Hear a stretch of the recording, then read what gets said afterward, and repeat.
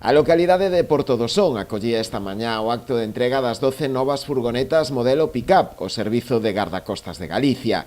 O acto presidido polo presidente da Xunta, Alfonso Rueda, e no que tomou parte tamén a conselleira do Mar, Marta Villaverde, forma parte do programa de modernización do servizo que está a levar a cabo o goberno galego.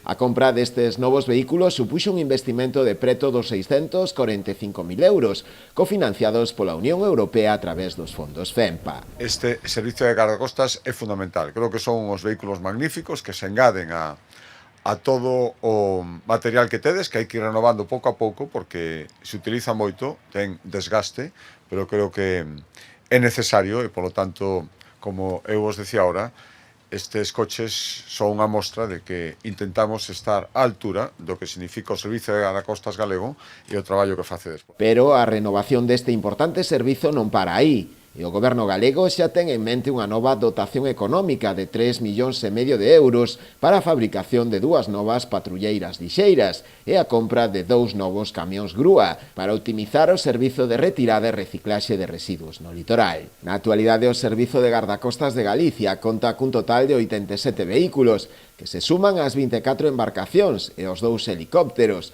que realizan tarefas de loita contra o furtivismo e a contaminación mariña. Seguimos sendo unha potencia pesquera fundamental.